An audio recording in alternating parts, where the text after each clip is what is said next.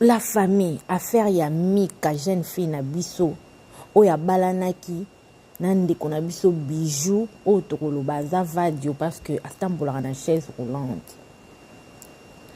D'autres bazongisa to bazongisa te parce que makambo pour le moment ekomi na justice bandeko na ngai. Nga na bino tokosala analyse sur affaire oyo po bato ebele bakolela mpona affaire oyo. Parent oyo azwa parent akoyoka motema pasi mpona affaire oyo e bana na biso balingi koyoka baparent te surtout bana ya lelo. Voilà, mbote na balandi nyonso ya la grande découverte TV. Bo s'abonner, bo like, ba commentaire na bino ekosala nga super bien kaka ndenge bo mesana Faete mbiye bambote na yo esika ezwami yo Madeleine Boniami bambote na yo pe en tout cas ba commentaire na bino esalaka biso bien vraiment tant tomonaka ba comment na bino ezosala biso bien ba faux compte nyonso oyo boko commenter ba abonné na biso nyonso partout esika ezwami bino en tout cas un grand merci na bino bandeko na nga affaire ya Mika je crois bolandaki histoire wana ye moko alekaki pa ndeko na biso Sarah. En tout cas, histoire oyo, ezozangisa biso na façon ya koloba en fait. Histoire ya mwana biso Mika. Je crois boyokaki yango mena otila bino suba audio oyo ye moko asalaki na TikTok na ye. Mika na âge ya 17 ans, 18 ans, balingani na mobile na Facebook. Baye kolingana mobile na Facebook, mobile avantaka banova soki na Allemagne, soki na Belgique bandeko na ngai. Bandeko basi balingi koyoka mobile avandaka na poto te. Balingi koyoka likambo ya poto te bandeko na ngai botala Mika lelo.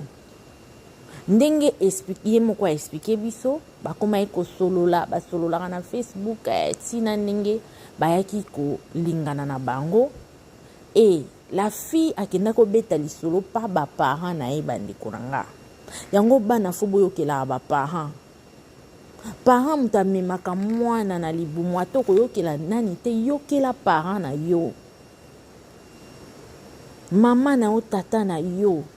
Po ba papa kutu babimaka bakendaka misala neti ka ya Mika papa za soda akendaka guerre soki wapi yango na Goma kobundela mboka. Mais maman mutabokoli Mika mama avanti na mwana omona ki mwana moko bien éduqué bandiko na ngai koyoka eka ko omona ki Mika za fille moko bien éduqué et Mika tangwa ye na problème wana pa ba parents na ye tala boy na kuta na mutu mo na Facebook mais eta na ye za boye mobile ayebisa azwa problème abeta lisasi na mboka oyo soki na Afrique du Sud et tout yango esalaki akoma impuissant na yebi te bandeko oyo bayebi makambo soki ezala bongo ke soko ozwi pe lisasi soko koma impuissant soko ozwa coup moko boye koma il y a des coups et des coups mais toyebi te ndeko na biso bijou azwa lisasi wapi na mutu na kote ya nzoto na ya mobali to na kote nini bandeko na ngai e ndeko na biso Mika ayoka explication wana mobali explica eke azwaka traitement et tout balandelaka ye ba thérapie et tout Mika mona ke oui c'est normal ça va aller et tout petit à petit mobali akose rétablir na ye akozonga normal et au fur et à mesure bazovanda Mika koma okende pa babokilo na ye nenga kenda po abokilo mama mobali asepela na ye bandeko mobali ka ndenge ezalaka mais koto yo ba parents na ye baboyi bayebisi te simba te en tout cas ye te ndeka tomonaka eza na bafamille ebele baboya libala bana na bango eza kuna bamosusu baboya mpe kozwa mbongo omonaki mwana mwasi alobi soki boboyi kozwa mbongo etalinga te na préféré na nga nakende batianga zemi basentenga. Pourquoi? Parce que bino ba famille na nga boboyi na bino kozwa mbongo libala. Et oui, ezala pe moko bien, moko pe ezala mabe. Parce que ba parents mingi ba mona na musika. Ezala ba parents mususu baboyaka pona ba raison moko boyete, mobali aza mobali apasi, famille apasi, mais ezala ba parents mususu baboyaka pe atali pe mususu mwana na nga vraiment ndé na tangisi ba classe niveau ya mobali mususu pe yete. Donc parent na parent aza na raison oyo aboyelaka mwana na ye abala mobali moko boye to mwasi moko boye oyo bango basepeli na ye te. Eza même na baparent mosusu baponelaka bana na bango basi baponelaka bana na bango mibali wana pe eza ka moko mpe su ya bien te.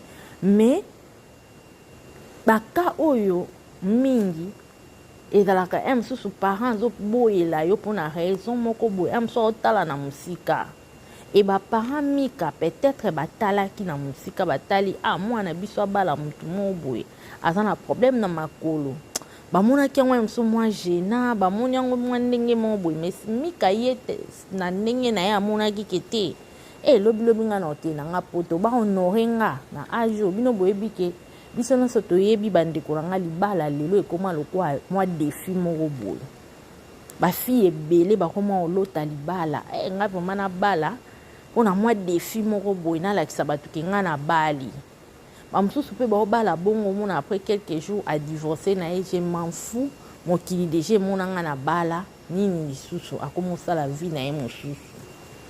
Donc toyebi te mika acceptaka vraiment mpona libala alingaka mobali na ye to acceptaka kaka mpona elengi ya koyoka ke mobali avandaka na poto un jour ye mpe baobengisa ye na poto vi na ye ekobonga etu parce que bango bavandaka na maluku. Nga na bino toyebi maluku ndenge ezalaka wi nayokaka baplace mosusu ya bien eza mais baplace mosusu mpe omona ke bato condition vraiment de vivre eza vraiment mwa pasi ezali mais baplace mosusu mpe ya bien ezali. Alors mika tali de maluku apoto na accepté libala baparent baboyi bon comme la fille acceptaki baparent suka nango mpe baye korejoindre mwana na bango baye koaccepte ke abala bijou et tout bandeko bijou mpe auta poto ayaka Kinshasa te aye ntango akóma na Kinshasa mpe basali mariage et tout ka ndenge ezalaka. Alors mika ayaki kokende na hotel na flat place bandovanda na mobali na ye. Je crois bolandaki bahistoire nyonso ndenge abetaki pasara tola mais eloko esali nga pasi mpe mawa komona ke biso basi bolingo ekomisaka biso lokola bizengi bolingo ekomisaka biso aveugle bolingo elongolaka esilisaka biso mayele bandeko na nga komona ke la fille accepta bainjecte ye biloko oyo ye ayebi te eloko nini bazwa injecte ye. Avant kutu tokoma wana bandeko na otiela bino ba audio na boyoka ye moko mika ndenge akoloba mpona faire oyo bongo nga na bino tokokontinue histoire oyo analyse oyo tellement ezosala mpasi bandeko tolanda tokozonga juste après bolike bopartage tolanda. Bata YouTube batu baotala. Je me présente au nom de Michaela Kaumba. J'habite à Maluku, à Kinshasa précisément à Maluku. Je suis l'enfant d'un militaire. J'aimerais vous relater mon histoire d'une manière brève. En 2019, fin 2019, c'était en novembre, j'avais rencontré un homme sur Facebook au nom de Bijingo Mongonda. À l'époque, j'avais encore 18 ans. Avec les mecs, on s'échangeait, on parlait trop, on parlait de temps en temps. Il me parlait aussi de sa vie. Il m'avait dit qu'il était handicapé. Il avait reçu des balles, mais il suivait des kinés. C'était temporaire. Et après un certain temps, il a commencé à me proposer des histoires comme être sa femme, qu'il rêvait fonder une famille. Mais pendant le temps qu'on parlait, il m'observait, mais il voulait que je sois sa femme. J'ai repoussé, il me parlait de son handicap, tu refuses parce que je suis handicapée et tout et tout. Je lui ai dit que je devrais d'abord parler avec ma famille. J'ai parlé avec ma mère, mes parents en fait, ils n'étaient pas d'accord. Après, vu que j'avais tellement insisté sur ce point, ma mère n'avait pas d'autre choix que d'accepter. On a procédé au mariage et tout. Avant le mariage, il ne voulait pas faire des relations intimes avec moi. Il m'a dit que non, je te respecte beaucoup, j'aimerais les faire après le mariage. Je m'étais dit que c'était un homme vrai, un homme correct, un homme qui voulait qu'il y ait du bien pour moi. Après les mariages, j'ai constaté que l'homme était impuissant. Non, qu'il était impuissant, qu'il ne pouvait pas avoir d'enfant non plus. J'avais pas d'autre choix. Il a commencé à me faire chanter en disant que même si je raconterais au monde, personne ne me croirait. Il a commencé à m'injecter des liquides qu'il avait apportés de l'Europe pour me dire que c'est dans cette voie qu'on aura d'enfants. J'avais pas d'autre choix parce que j'étais naïve, pardon. J'étais naïve, j'avais que 18 ans d'âge. Après 7 ans, il m'a laissé dans sa famille, il est reparti en Allemagne. Parce que c'est là qu'il habitait. Il m'a laissé dans sa famille, j'étais maltraitée, j'étais traumatisée. Je ne vivais pas bien là-bas, j'étais vraiment maltraitée d'une manière que je ne supportais plus. J'avais tenté de me suicider, mais Dieu m'avait épargné. Après, tout ça pour lui, ça ne comptait pas. Après tout ça, j'étais toujours maltraitée, je ne supportais plus, je me suis enfouie de la maison, j'avais tout abandonné. Je suis rentrée chez moi, les gens entamé les procédures de divorce. Bien que ça avait pris temps, mais le divorce était annoncé. Après quelques mois, l'homme est revenu pour réclamer la dot. Il a même porté plainte contre moi pour réclamer la dot. Et lui dédommager de 20 000 $.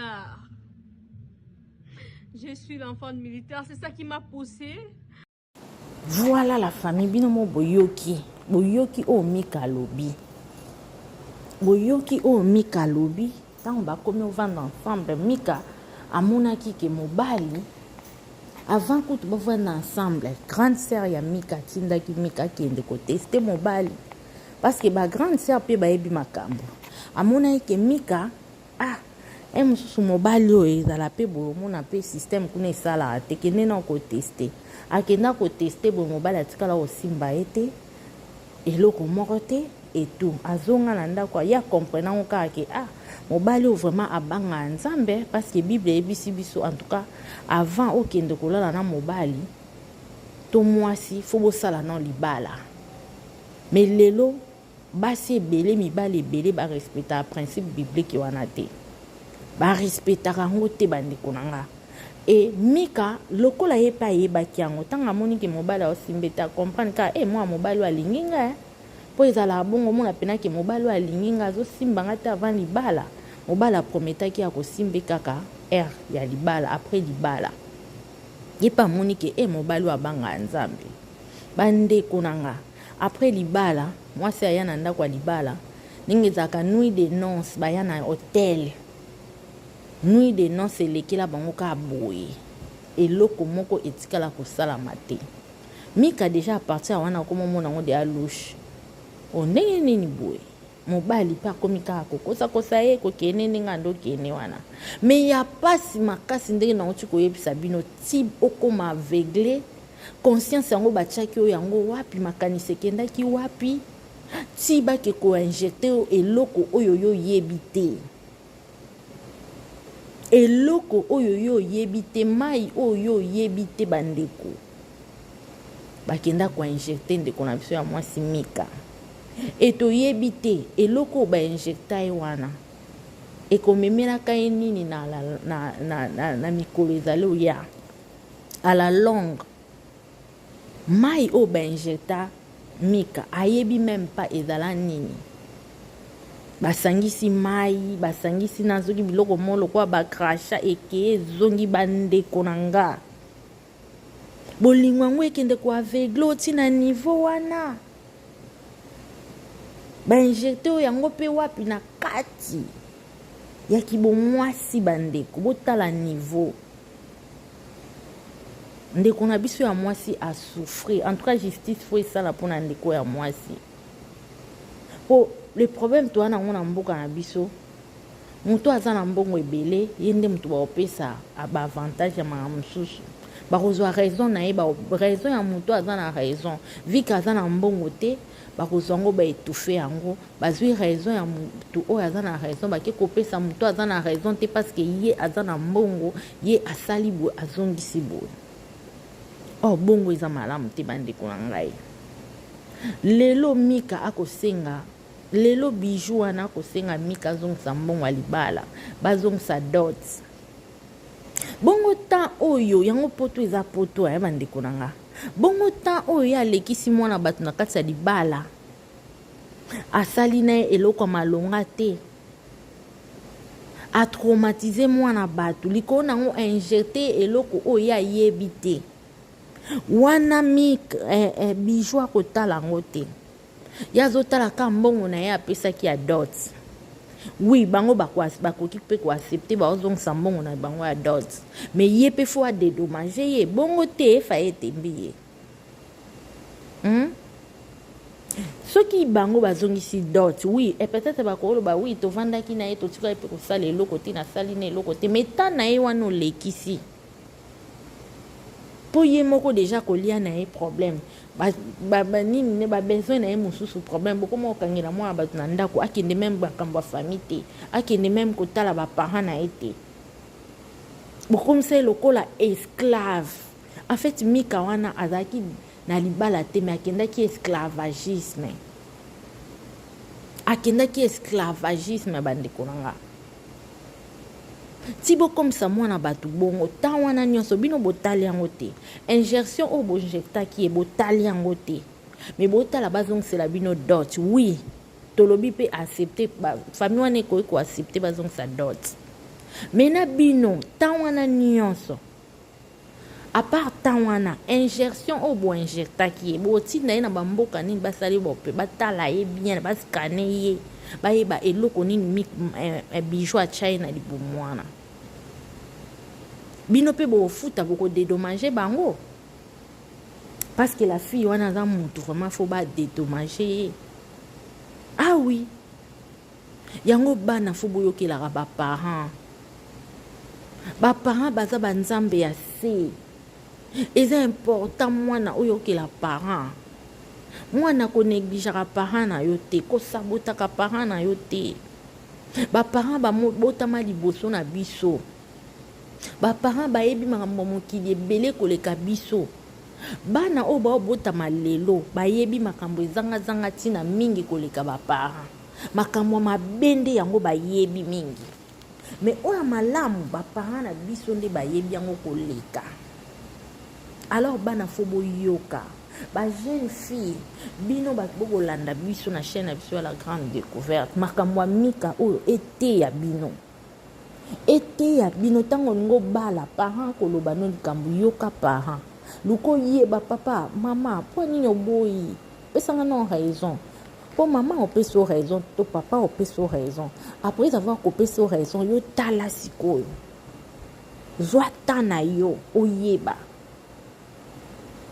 okoki mpe kotuna conseil pas 2 personnes 3 personnes bamama mikolo bazalaka toujours bapapa mikolo bazalaka toujours bakoki mpe kosunga yo mpona conseil vraiment likambo ya Mika epuis ta famille baza nango bana famille moko otala boye vraiment mwa pasi kwa mwa pasi mbongo adot wana bakozwa wapi makambo ekomi na justice wana biso toyebi justice na biso ya mboka ndenge ekendaka vraiment ça fait mal bandeko na nga eza pasi mpe mawa bandeko oyo boza na makoki bosoutenir famille wana malgré oyo ekomi wana bawelelaki peut-être bato mosusu baloba bawela ekolia mbongo ya libala eke ezongi wi mais likambo ekwei otala mwana onenga kolela mwasi kitoko vie eza na molai age ezali tosoutenir ye ekesala bien et voilà bandeko bosabone bolike bopartage bisou bye.